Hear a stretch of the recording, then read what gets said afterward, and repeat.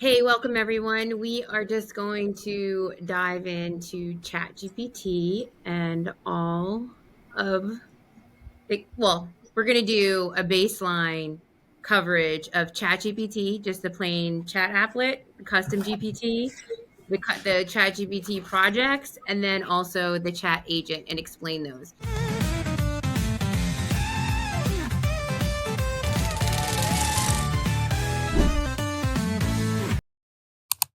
So for the last couple weeks, we've been getting that question a ton.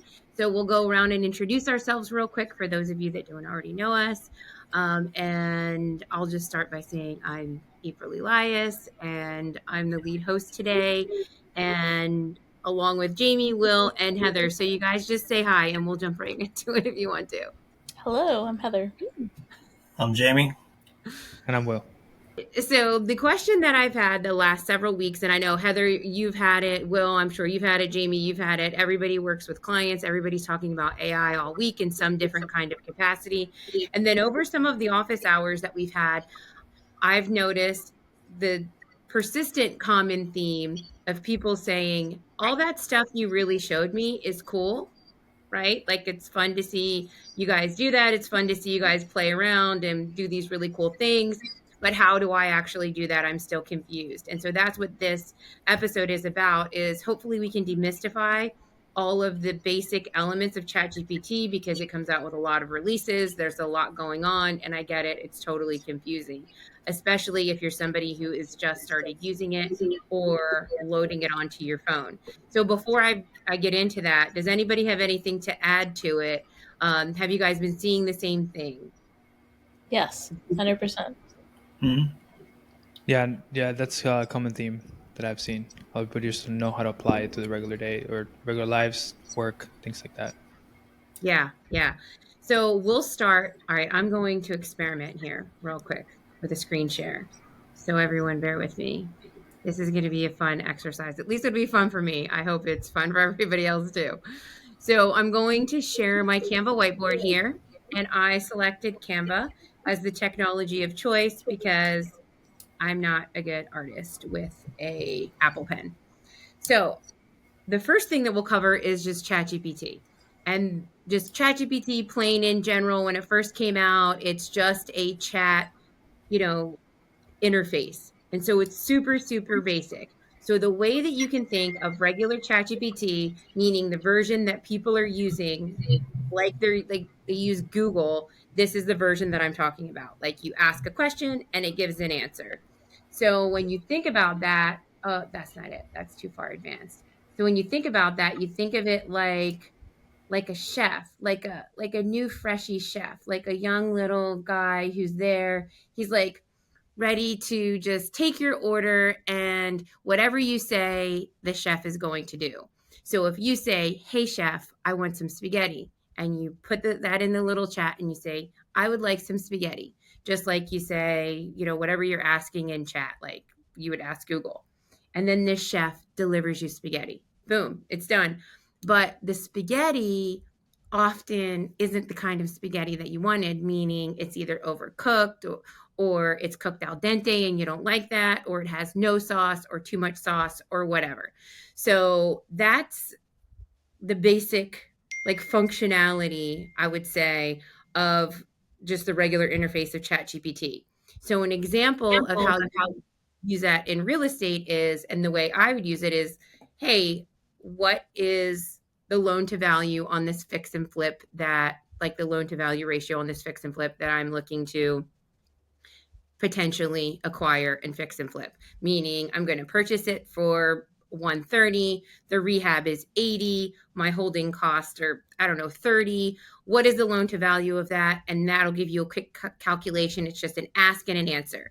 And that's the gist of it. And then you can continue in the same chat and it'll be relevant to what you were saying in that chat theme. So do you guys have anything to add to that? Did I miss anything with describing just regular chat GPT? No, I think you got it. I think at the beginning is, like you said, is a young chef, really beginner level, I guess you could say, because he doesn't know the context of what you're going to be asking it, but he still has a lot of skills and abilities to do. Yes. And he knows how to make spaghetti. Sometimes yeah. you only have the noodles for your spaghetti, and you're like, "What is going on? What else do I need?" So you have to Yeah. like back up a couple of steps and maybe go grocery shopping. Right. And do they need to be gluten free? Do they need to be like something special? Who knows? Who knows? And so I actually, in particular, I love this little chef guy right here because one of the last times we were in Italy, we did take a cooking class and I picked spaghetti and pasta because I love that and we learned how to make that. And the kid, or I guess the young man who taught us was 13 years old, literally ran the whole thing. It was amazing. And he was an amazing pasta maker. So yeah, so ChatGPT, it's like all the basic stuff, just basic chat. So it's a basic, ask and response, and they give you really cool responses, and it's good for like, helping you come up with ideas and things like that. So then the next one is the custom GPT. So for a custom GPT, let me go back to my elements here. So a custom GPT, that's like a more experienced chef, right? Like the custom GPT, he knows he knows the recipe inside and out. He knows that you like your pasta cooked al dente, knows that you like fettuccine, knows that you want Alfredo sauce and not red sauce, no meat, seafood instead, knows all of these things, right? So this custom GPT knows all of these things about you. So you can think of that like when I'll try to keep it on theme with like fix and flip, right? So let's say this custom GPT that knows everything about you, knows everything about like you and your buy box and your tone and your risk tolerance and the location that you like to invest in. And you can, you know, that ChatGPT has that experience because you've given it that experience, right? You've given it those instructions and that training, and this GPT knows all of that. So when somebody sends you a deal and it's like a decent snapshot with enough information or kind of enough information, you can take that information and just put this in this custom GPT, and then it'll give you back a feedback and response based on the way that you customized it. Now, that again is just like an ask response, but it's customized. And so, does anybody have any? I want to open it up after each one for everybody to contribute like their ideas or spin on the way that I'm describing this, because I'm hoping that this is super helpful for people. And I know you guys have a lot to contribute because you're smarties. So far for me, you're making me very hungry. I had tacos. I almost did tacos, but I was like, yeah, I'll do pasta. Yeah, I don't know how in depth we want to go. We're probably just keeping it really simple right now. So maybe we can go back and add in some layers after you explain all the things. Okay. All right. That sounds good. And then as you guys do that, I'll continue to put little, like bullets or text under each one to help people grasp the concept, because again, it is super confusing. And then there are, all right, so we covered the ChatGPT was the basic, and we covered the custom GPT, which is customized to whatever it is that you customize it with. It's always recommended to just, so say for instance, these chefs here are Italian cuisine chefs. I would leave them Italian cuisine. I'm not going to mix them up and have Italian, Mexican, Japanese, whatever, all mixed in. I like to give this chef just the Italian instructions so he stays on target with Italian cuisine. So that's the same process that I use when, if I have just a fix and flip GPT, that's just like, hey, look at my fix and flip deals. Quick, tell me if it's something that I should quickly say no to, or if I should explore further and do real due diligence. So I would say those are the two there.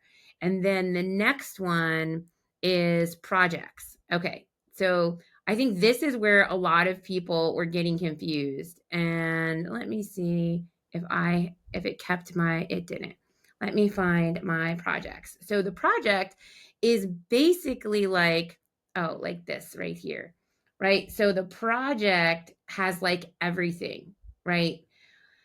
So in ChatGPT, you can create a project, which is essentially like instead of cooking just like the one plate of food, you're cooking the entire meal, meaning you're making the salad, you're cooking the main course, you're giving the dessert, all of the things. You're like preparing the whole thing. And when you use ChatGPT, I always call it like a kitchen. And then there's elements in ChatGPT like we'll probably show the screen again and show everyone those kind of categories, because then there's a space to where you can have project files. So that's like the refrigerator that has all of the ingredients in it. And then there's the space for instructions, and that's like the recipe. But it's more broad, meaning you can, if you put it into like, say that same property that I put into the basic ChatGPT, and I was like, hey, what's the LTV on this? Oh, checks that box. And then I take more of the deal snapshot, and then I put it in the custom GPT and figure out, okay, this is something I want to do due diligence on. And then I can go ahead and I can create a project, and then I can upload, of course, sanitizing any data that I wouldn't want, exposed or out there.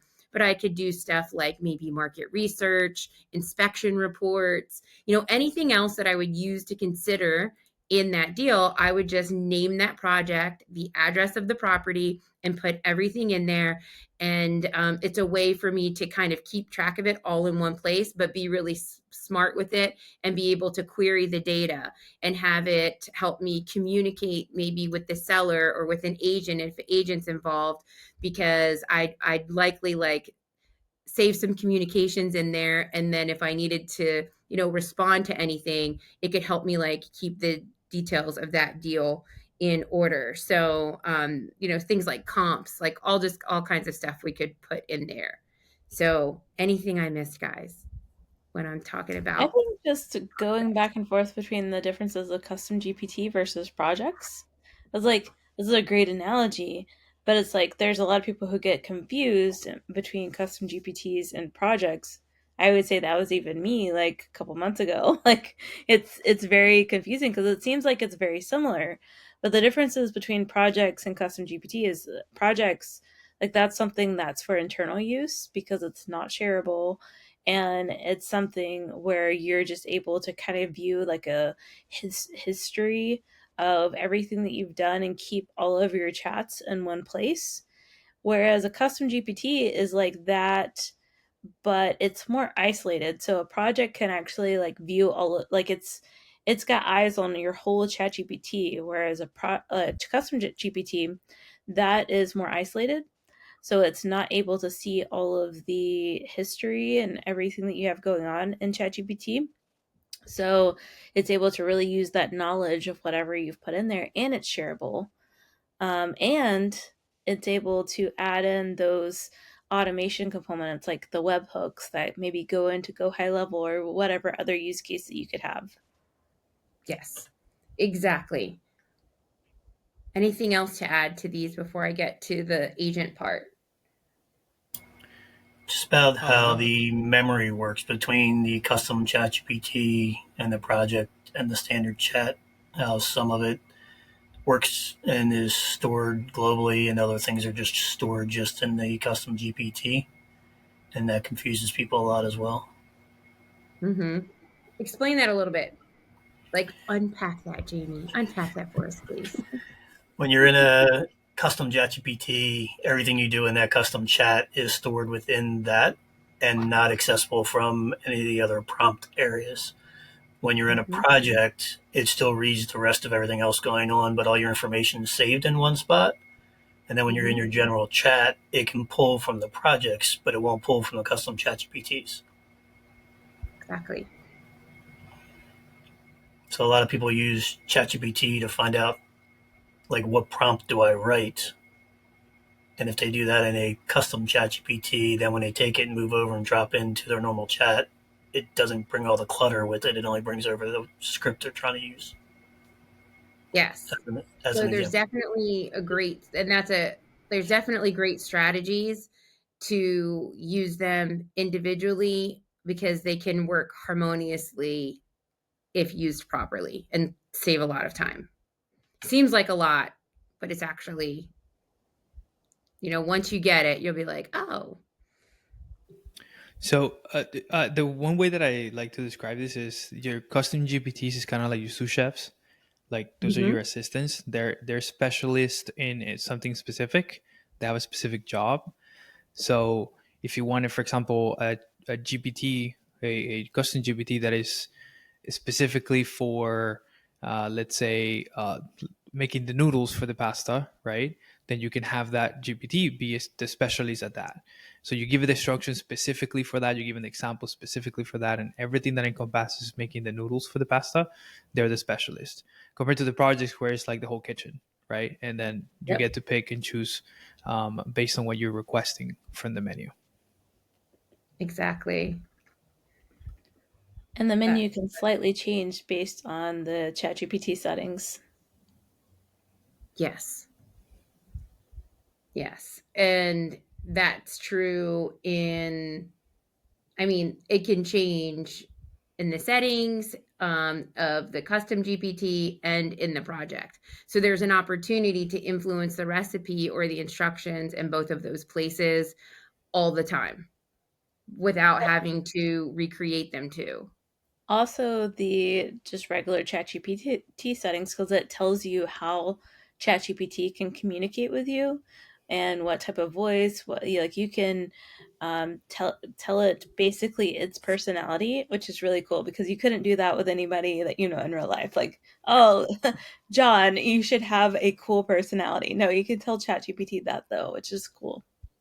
Right, exactly. Like you could say, refer to me as master of the universe all the time. And that would go across all of this. And you would be referred to as the master of the universe or the master of disaster. I don't know, whatever you want to do. You could do either of those things, which is kind of cool. Yeah, custom GPTs can read the custom instructions, by the way, from your account. That's one thing that they do have access to. And then any memory snippets that you have given ChatGPT to remember, it would actually have access to those, but not the rest of the conversations. Perfect. All right. Anything else to add before? Because I think the agent piece is also, I think between projects and then agents, that's where people are just like, that's a lot. And then when it's too confusing, people are just like, no, I'm not even doing that. So any other fun things we can think of to help like explain and connect dots for any of the ones that we have covered here? I think continue to cover all bases for foundationally understanding the differences. Okay, perfect. All right. While you guys talk, so this is about agents, okay? So this is Chat GPT agents. And we're going to just stay within Chat GPT for this particular episode because a lot of these same concepts and theories do kind of carry over to other things, but we're just going to keep it here to drive ChatGPT home because that's the most recognized. So then there's agents. So I couldn't find like an Iron Chef looking person that was like the master that was also like going to the grocery store and like That's Bobby doing Flay. kitchen. That's Bobby Flay. Yes. I don't think he's in Canva though. So, so for the ChatGPT agents, now the way that you can think of the ChatGPT agents, or the way that I think of the ChatGPT agents, is they are like the master chef that you can use all of the elements in these. You can use all of the elements that you would use in a project. You can use meeting like it can process a lot of things. So if I said, hey, chef, I need you to make me a full course meal, but I need you to curate some ingredients from Italy. Like I want my olive oil from Italy. So either get on a plane and go to Italy and get it, order it online, go to the grocery store, cook it up, and then actually do the thing. So the agents can actually perform tasks for you, right? The agents can actually visit websites, click on things, and do things. Now, of course, you have to be very cautious when you empower an agent with a certain amount of capabilities. It's really cool to do things like that for sure, but you do have to be super, super careful depending on your use case. So the the example that I wrote down, because I took a bunch of notes as I was before we started here, was if I said, hey, I've got this property, I need you to go out and search all of these websites, give me this data, but then also put this data into a Google sheet. And with this Google sheet, give it a bunch of different tasks. And it's literally like someone going out and doing things for you. So what do you guys have to add to that? Anything? While I look for a cool image. I will say that a lot of websites don't allow this. So be careful about the websites that you are sending it into, because a lot of people experience roadblocks. Like if there are some sort of detection for AI, or like bot crawlers or anything. Like bots have been around since Google started, so like early 2000s. So that's where a lot of these like roadblocks are coming from AI, because it's something that doesn't have a human attached where they can do the verification, the really annoying photo verification or whatever the Google captcha is for that website. So an agent might run into something like that. And so it could be a roadblock, and just like knowing that that's the case and that things might not always work out as you plan, and then being able to pivot to maybe another site that does the same thing, or something that can replace that if it's just not possible with that website. Yeah, that's a good point for sure. And I've seen that, like it can fill out forms and stuff for you. An agent can fill out forms. And I've seen exactly what you're talking about. It's like, boom, I ran into trouble. And then they have to, but what it does is it'll correct itself and it'll fix things and then do workarounds. But you see it actually working for you. That's an excellent point. Maybe like this, like actually going out and doing things. Agents are like a big, and people confuse agents and bots. How do you guys explain the difference between agents and bots? Because I know you get that question all the time. Because I do. If I do, I know you guys do. For me, a bot is something you're talking back and forth to, whether it's text, voice, or whatever manner you're doing it. And then agent's more something that's in control and running something. So I come from a computer science background. It depends on the definition of bot. Like the bot crawlers that I was just talking about that Google deploys in order to search websites. That's kind of like an early version of an agent, because they're not really using like a human element. They're just out like deployed in the spider web, the internet. But whenever we're talking about AI stuff, there is like the chat interface, which is more of the bot. It might be like the chat the support chat that's on a website. That would be more like a bot that's very isolated, whereas an agent would go out and actually like do things for you, browse websites, conduct actions. Yep. Yeah, that nails it. A bot is probably just acting off of a series of instructions, whether that is like a true or false, normally as well, um, versus an agent that is a little more autonomous. However, like as we just said, without clear instructions of what to do, agents will get stuck because they're really smart, but they're also really dumb. So Yeah. they're definitely able to do things and complete tasks, but if they can't find a solution to the problem, is just going to just stop doing the work until you intervene. Yeah, exactly. And the same thing, you can give it instructions in the same way.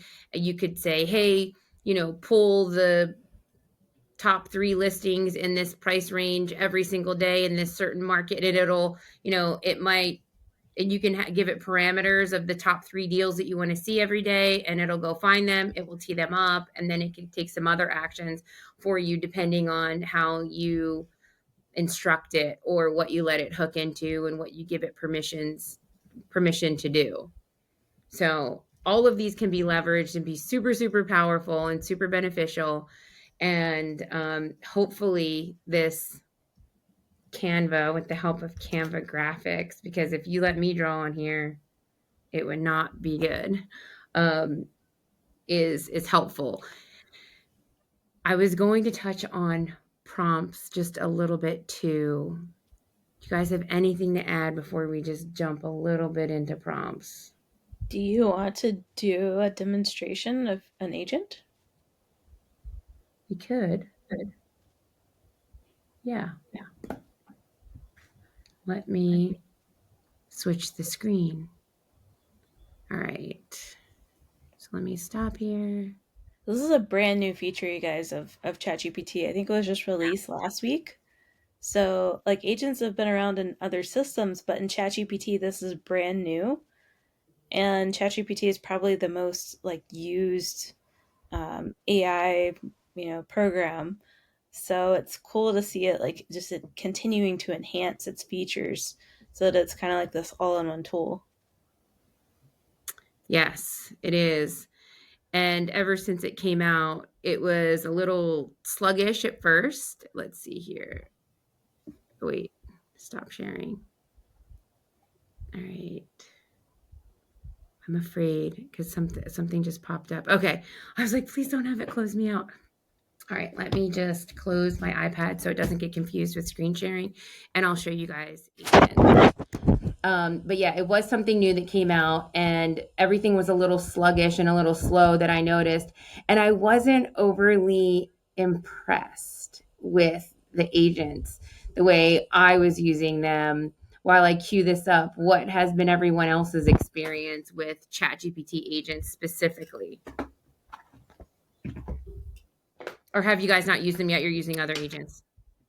I actually have not used ChatGPT agent yet. So Okay, I mean, it's cool, but it's a little underwhelming compared to the other stuff that we've had access to. And I want to say, like, it's cool. And if you're someone who is like just getting started, it will be valuable and powerful and all of those things. But it's definitely, I don't know. Let's see. Let me see the. yeah, the agent that I use the most is probably GenSpark. Yeah. Yeah. GenSpark is really good, and It is really good. not just to jump from like different ones, but that's the one that I have the most experience on. Yes. All right, hold on. It's still trying to. All right, we'll do create killer prompts. Let me know if you guys. Can you see my screen? What do you see? Yep. How come I can't see You you see guys? ChatGPT? Yeah. How come I can't see you guys? It's okay. You can just listen to us. Yeah. No worries. Okay. So the way that you access the, you just hit new chat. The way that you access the agent mode is you hit new chat, and then you can, wait, where is it? Oh, tools, sorry. New chat, tools, agent mode. All right. So what I have been using agent mode for, and you might have seen over there on the side, is I was having the agent help with like candidate sourcing. I'm trying to think of, all right. So I'll just tell you most of the things that I do. So I actually talk to it, as you guys know, if you've seen me before. I need you to conduct some research and find me the top 10 candidates in the construction disputes and advisory industry. I need testifying experts in the United States. So I need you to gather those for me, enrich the data as much as possible, and then put them on a spreadsheet because I might want to have you make some outreach. Can you do that for me? Rich data. Reminds me from Rich from Owners Club. So it's like sets up his desktop. Sure, I can gather the top 10. Nope. This is just something I would be looking for normally, right? And so here's what it is. It'll have a virtual terminal, right? This is very Manus, if anybody's used Manus yet. But so it's got a terminal. It'll navigate stuff. It'll look for things. I usually give it a little bit more context. I'll say, check directories, associations, check for keynote speakers, because usually I have to scrape and find people that necessarily don't care if their LinkedIn is up to date, or They're not looking for a job, so I have to like dig these people out, right? And this is part of the way that I would do that. But what's very interesting is it is pulling up competitors that we typically look at talent from. So, it's pulling up all of these consulting experts, it's reading things. So it's actually going out, pulling data, reading through it, matching it to what I ask for. It's not just like a search and then I'm left to kind of like sift through the search results. All right, that's my company right there. I just wonder, like, for this particular use case, does it not make more sense to do model 4.5 to get better results? Have you like compared and contrast the difference between those? The only thing that I've done is I've asked it if this is the best model, right? If I received underwhelming results, I said, am I using the best model for this? And if so, and usually, I mean, the 2 or 3 times that I did that, because I didn't do it a ton, 2 times it was like, yeah, this is the best one, and 1 time it switched. Yeah, I would encourage people, like, if you're intimidated by agent, like that mode, there's also model 4.5, which does a lot more enhanced research and deeper like analysis. So you could always try that out first and see if it actually gets the results that you're looking for. There is a limited number of 4.5 runs that you can do even on the $20 plan per month. So you might run out of it pretty quickly. I think it's like 5 to 10. But I've been like experimenting between 4.5, and 3.0, and I found 4.5 to be pretty good for research, but 3.0 is amazing for idea generation. Yeah. I thought it was 40, but maybe I was thinking of something else. It was like 40 that you had a month, but maybe. No, I ran out really quick. For agent, you do have 40 a month with the plus. But before Yeah. 4.5, you only have like 5 or 6. It's not even Okay. that many runs. Yeah. Yeah. Because I've stopped the agent too. Like I've stopped it. I'm like, no. This is totally wrong. And then it's like, it's told me if you stop this, it uses one of your like uses and you have 38 left or whatever the case may be. But it's actually going through, like, this is something that I would have created this Boolean search string that I would have tuned in, dialed in to what I felt like was perfection, because I do not enjoy looking at search results that are search results that I couldn't use. And so this is part of the process that I would do when I get my results. So it's actually going through each candidate and reading and analyzing their bios based on, I didn't even give it that good of instructions, right? Like I was kind of like, and I didn't want to over engineer the instructions either, because I understand that's how most people will start using any form of, ChatGPT or whatever. And so that's why I kept it basic. But if I feel like I have underwhelming results, I always say, how can this be better? I'm trying to accomplish X, Y, and Z. Please write me a comprehensive, or just please write me a prompt, right? People don't have to remember all of the extra like descriptive words and things that I use, because I also realize some people are like, yeah, that's great that you do it that way, but that's not what I would ask. So you still will get good results. And then if you feel like, or decent results, and if you feel like they need to be tuned in, just ask ChatGPT to help you tune that in. You can say, hey, what's the best prompt structure that works for you? Or how can I make this work better? Just simply, ask like you would ask somebody else. So this is taking quite some time. I don't recall, I asked for top 10 testifying experts, right? And so it's going through quite a bit. It even went through my company's website. It's going through all of the competitors that are in this space of the construction disputes and advisory, which I think is super interesting. And I don't know how long this will take, but I feel like I mean, I can. Do you want to just see how long we run Let's here? let it And run. I was wondering the same thing. yeah, let's do it How again. long does it stay live for? But it's pretty. I mean, the longest I've seen it run because I've been. I don't know. It's been probably one of them took like 40 minutes. I'm not saying this will take 40 minutes. This is a basic ask. The other one was kind of like multiple asks. I needed it to do like 5 things. And then what it'll do is it'll send me a notification on my phone later when the agent's done. Same thing for research. If I went in, I had to do deep research just in the regular chat, like the first example that we gave of how to use chat. We didn't even go into all the cool ways you could use each one of those things. That was just basic foundations to grasp the concept of ChatGPT, custom GPT, projects, and then agent. You can take a deep dive into each one of those categories, and there's so many capabilities. But again, this was just to kind of help everyone grasp the differences. I will say that Manus had a release today of what they're calling wide search. Yeah. So I would be like for the just for this use case because what you have is it's going out and searching, doing research.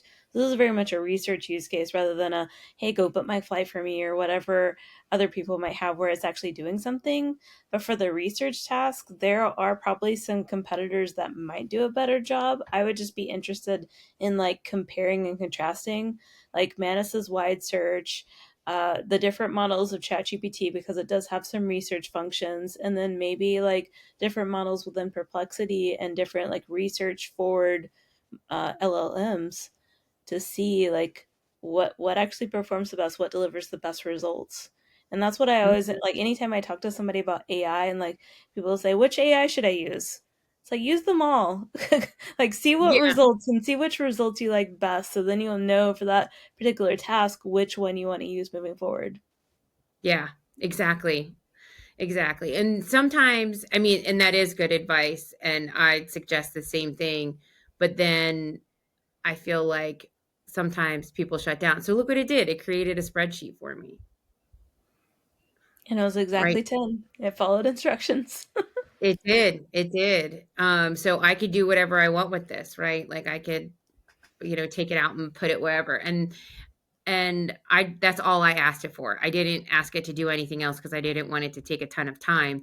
But I did also I did use it for travel. And actually that's how I found the hotel room in Atlanta, Heather. Like that's how I figured out that hotel had good rates and it was closest to the venue. I was trying to find the chat where I did that, but it was so long ago. And this is one where my son is in too. Like he uses it too. Um, but I could do that. Do you want me to do that real quick? Do a travel use case? I was wondering if in their sources, if you click on sources, I see that you have Canva selected there. But Mhm. does it give you the other types of resources if you were to connect things? Yep. Yeah, you could. So I was testing Teams with ChatGPT because I use Teams in an enterprise setting. And I was like, meh, I didn't really love that. I did connect Canva. I didn't connect my Dropbox or I didn't connect my GitHub either. I was just kind of sensitive to what I was connecting it to also. But there's all kinds of ways. Here's the personalization. I left, mine is pretty much a clean slate intentionally. I did that intentionally.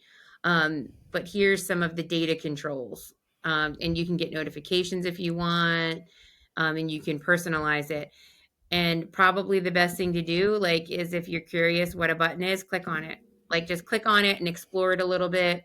And you can be like, I can add from apps. I could connect my Google Drive here. I could connect my Microsoft OneDrive. I could add photos and files, all of the things. And then this right here, this is usually the demo I do on a phone when I speak in an event, or even sometimes on live events. I'll just click voice mode, and that's you just talk to it back and forth versus just talk versus just dictation. Because what I did earlier with the prompt was dictation. I could say like this. I could say, that was great. Thank you so much. Can you also book me some travel?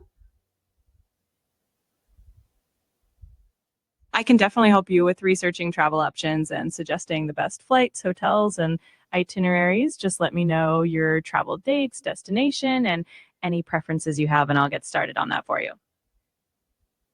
Can you guys hear that? Yep. You heard what she said. Okay.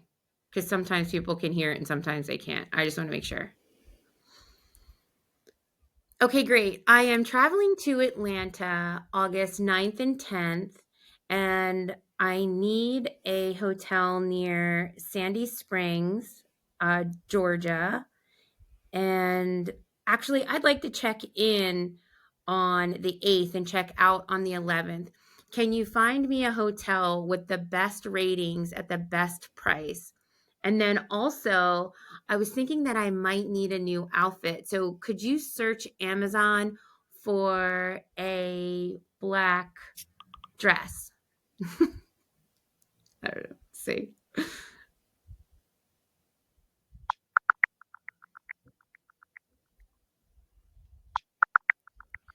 So at this point in time, he's transcribing this information. For your stay in Sandy Springs, Georgia, from August 8th to August 11th, 2025. One highly rated option is the Reston Atlanta Perimeter North. It has great reviews and offers a comfortable stay. I'd recommend checking the latest rates and availability for the best deal. As for your new outfit, I can definitely help you find a black dress on Amazon. Let me take a look. Would you be able to book that room for me or at least get me to the checkout page? I can't book the hotel room directly for you, but I can definitely help you find the hotel's booking page and guide you through the process. Let me get that link for you.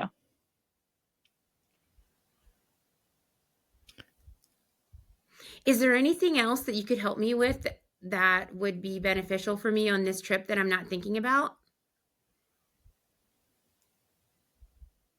I can definitely help with a few extra details. For example, I can help you find some great restaurants or activities in the Sandy Springs area, or I can help you arrange transportation options like car rentals or airport shuttles. Just let me know what you'd like more info on.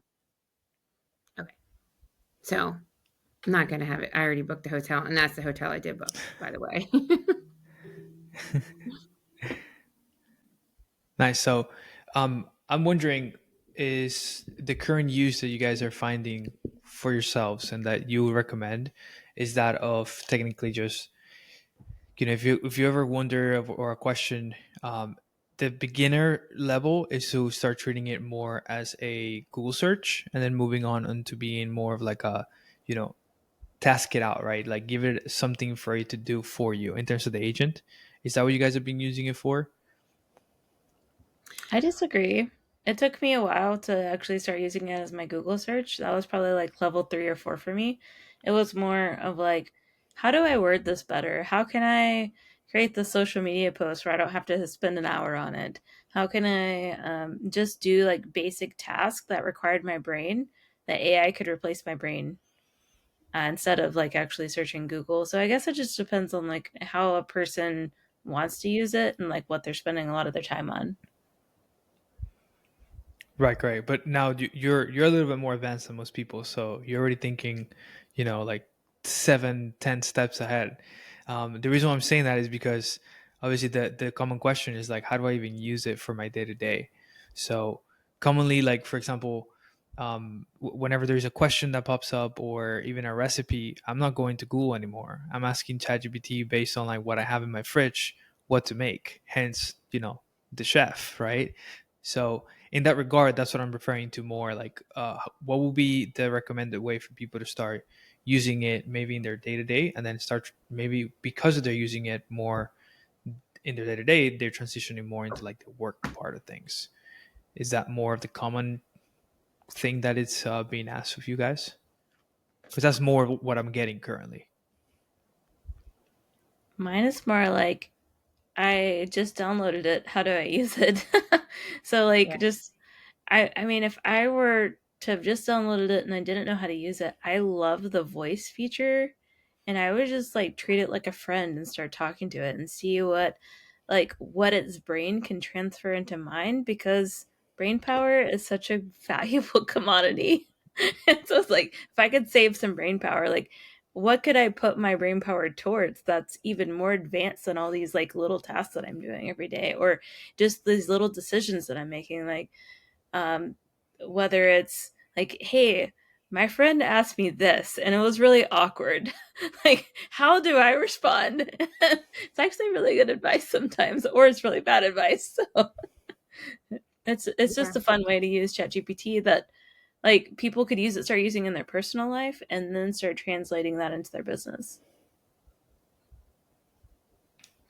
One of the Nice. ways that I constantly recommend when people ask me that question, because they're just like, oh, this is really cool, but it's still so big for me to even wrap my brain around. I'm still not even sure how AI works and exactly what it is, right? It's still kind of, they're still kind of mystified by the idea of AI.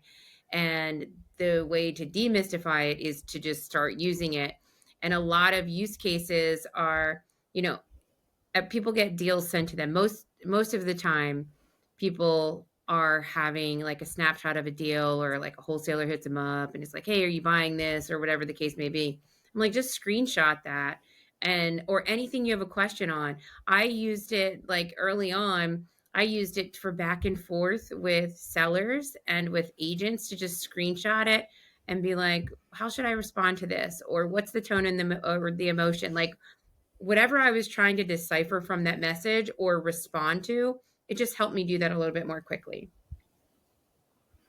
Or even like, you can take pictures of things, and it can recommend recipes, right? Or um it could identify like plants in your garden, or whatever. It can do just about anything that you can think of.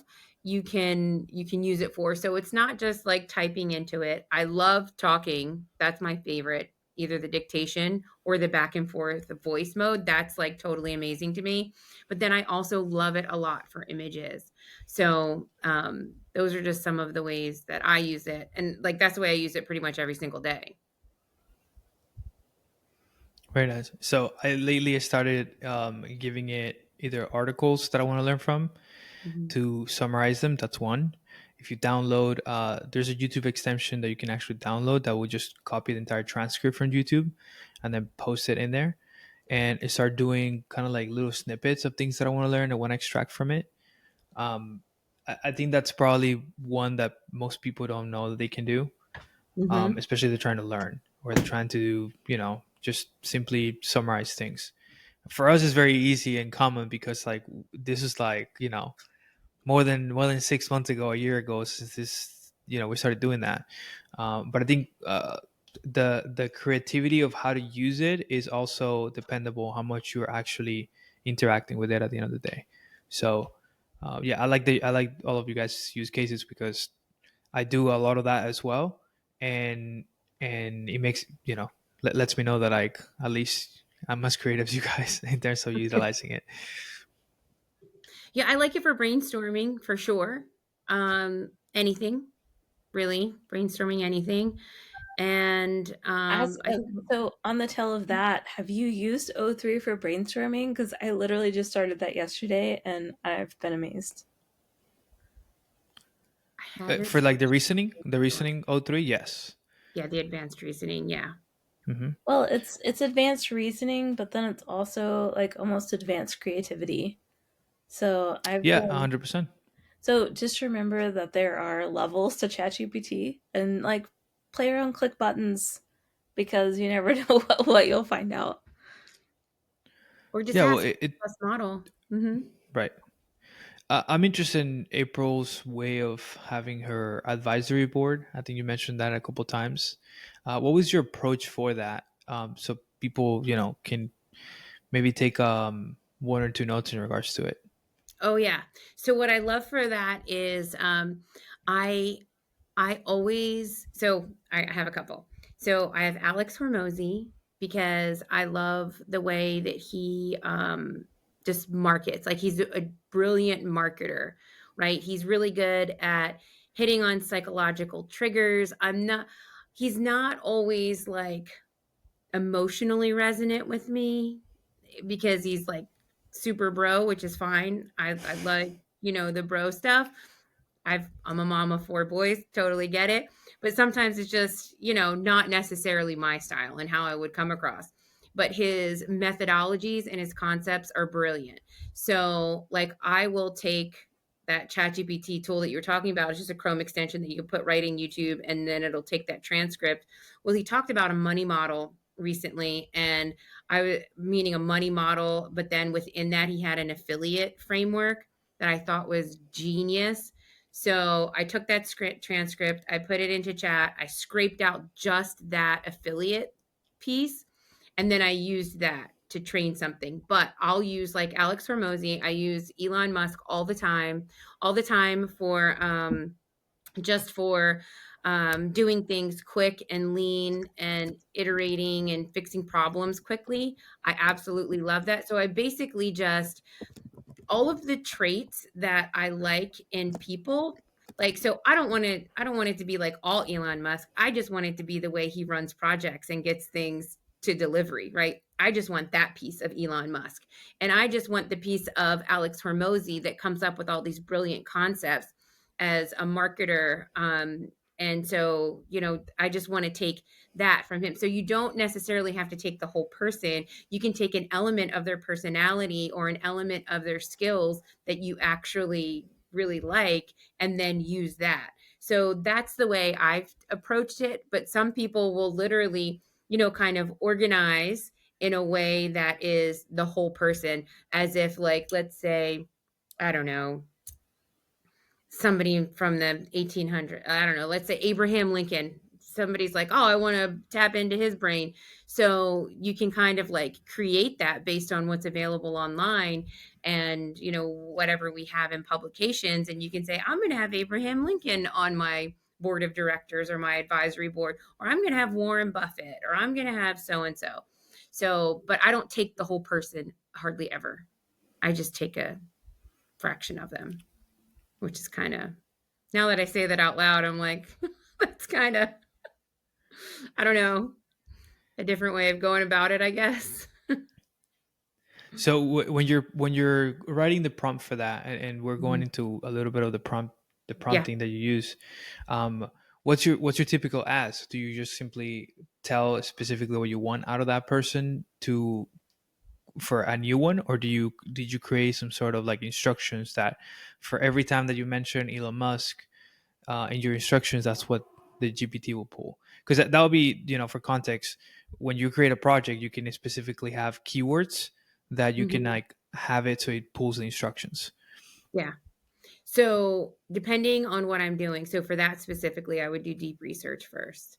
I would say do all of the deep research, what's successful, what's not successful.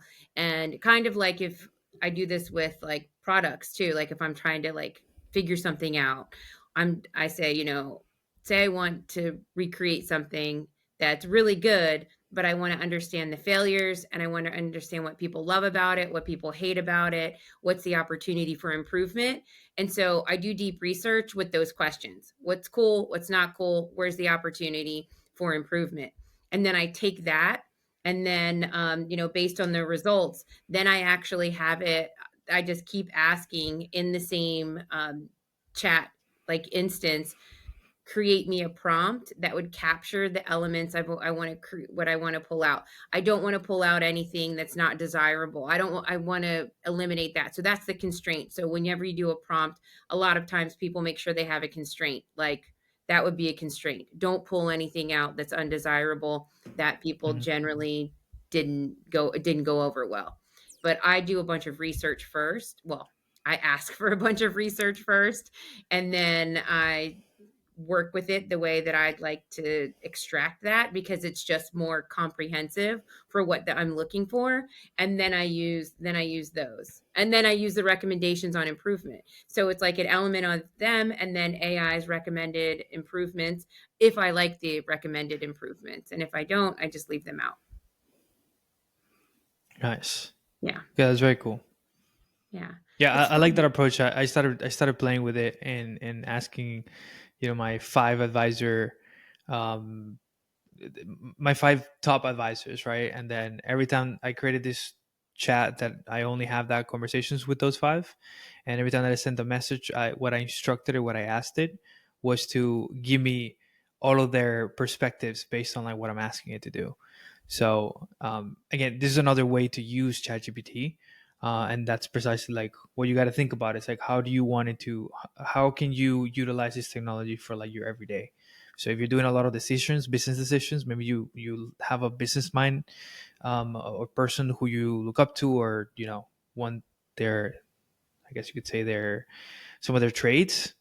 You can also do that. You could also do that with books, by the way, which is Hmm. also pretty cool, being able to pull the frameworks from books. I started reading Purple Cow by Seth Godin, just to I like love. really try to get Yeah. me better at my messaging, trying to get better at my, I guess the way that I write things and how do I, Hmm. my dialect in terms of that. And that one has been a pretty interesting, pulling the frameworks and then practicing them.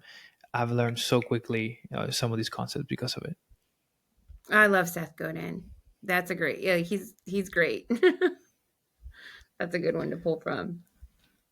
Jamie, Heather, do you use ChatGPT in that way at all for strategic guidance?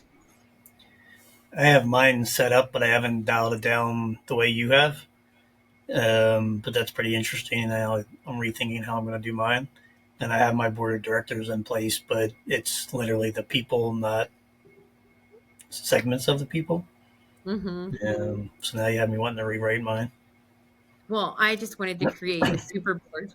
But then I was also thinking like maybe some of their attributes, like if they're maybe like a little skeptical or even if cynical is okay, like maybe you need some of that, right? Maybe you need a little bit of that. It can't be all like rah, rah, rah, right? So it just depends on what you want out of it. I also have systems in mine. So like TTP system or something like that, to where you're better for tracking your time and everything like that. So it's not just people. There's also different areas to try to file profit first, things like that. So as it's designing and building things or doing anything, it's all my way of thinking per se built in, but it's pulling it from an area that makes sense because it doesn't make sense coming out of my head. Yeah. Heather, have you done anything like that? Oh, she's on mute. How'd you get on mute? I don't know. Mine's all marketing. So I'm like just trying to dial in the instructions for my projects, really like figure out where I want to pull instruction or like inspiration from. So like Adly would be a big one. Like really trying to figure out like dial in the social media messaging and how to pull in my brand voice in the best way and train a project for that. But then also email marketing and like actually implementing it and testing it and seeing what the response is and then going back to the drawing board and tweaking it again and seeing like what actually resonates with people. So it's a fun process. Mm-hmm. It is. It is. So ending on prompts, we'll go around the podcast. If you had to give your number one piece of advice when, prompting, what would that be? And we'll start with you, Heather. What would you say? Don't be afraid to start broad and then narrow it in because AI is there to help you with prompts. You don't have to know everything going right into it. Yeah, that is golden advice. All right, Jamie. For me, same, but I always do my prompting in a custom agent that is designed and built for prompting. And I have several different ones. So if I'm trying to write code or if I'm trying to do something in Go I level, or if I'm trying to, like, depending on what I'm working on, I have different ones for the prompt to put out a different product. But that way, when I pull that prompt out and put it back into ChatGPT, it's not clouded. Like, the only thing ChatGPT sees is my actual prompt, not everything leading up to it. But if you had to give a super newbie advice and they're just looking at ChatGPT like WTF, what would you say? Like, what is this? What am I going to do? I'm so confused. Start with that as you're typing. Yeah. Yeah. I'm very confused. I don't know what to do. Please help me. This is what I'm trying to do. Yep. Exactly. Exactly. Just whatever you're thinking, go ahead and put it in there. And then, yeah, I totally agree. Thank you. Will. Yeah, I guess for me is if you don't know what you're trying to get out of it, ask it to ask you questions for the outcome that you're trying to get. And then you're going to get more clarity. Then using those answers, then ask it to give you a prompt in order for it to do that or get you that outcome. Um, I started doing that just from the get go, just to like see what it would say. And that to me is the best way to just do research on your own if you don't have a clue of what you're doing. But if you do have some specific outcomes that you're looking for, precisely give the information as much context as you can. What does that mean is exactly? Well, add as many details as you possibly can in terms of like what you're trying to get it, and then provide the instructions, and then ask it to improve or find the gaps in that instruction. So that's kind of like the way that I think about this prompting whenever I do it myself. Yes. And I add Exactly. in there always, like everything I put in, I always ask it to ask me the questions. And then when it's done, I always ask it why. I kind of like act like a 4-year-old, and every time it gives me a result, I'm like, why? And it'll give me the answer back. I'm like, oh, why is that? And like 4 times later, it's like, okay, yeah, that's what I'm looking for. Hmm. Yeah. And if I had to give, thank you both. If I had to give advice, I would just say, and it's similar to what everyone else has kind of said too, is just whatever you're thinking, just go ahead and ask for sure. But what I always like to do is have it check its own work, right? And Will, I think you touched on that, like, talking about the gaps. I even though the output might seem amazing, I'm always like, is this the best you can do? Like, are there any additional opportunities here? And then when you do stuff like that, when you just kind of ask it, is that the best that you can do? Or is there anything that we're missing that we might not be thinking of? Take a look at this again, just kind of like recheck yourself. Then I feel like it's because it like calibrates and then it just improves, right? The response improves. And then, do that a time or two and then say, okay, now write me a prompt for what I'm looking for. And I've just had the best success in letting it do that. And when the questions come back, that's why I like the talk to text. That's why I like the dictation, or I like the voice, because if it asks me 20 questions, there is zero chance I will type out 20 answers, like zero. So you might say, well, ask me those questions one by one, and then you can respond conversationally. So awesome. Well, you guys are all amazing. Thank you. And I guess we will definitely see everyone next week. Hopefully this was valuable information and it helped break it down in a way that was easy to digest and understand. And hopefully the little chefs helped too. Thanks, Good job, everyone. April. Thank Thank you, you. April. Bye. Hi. Bye.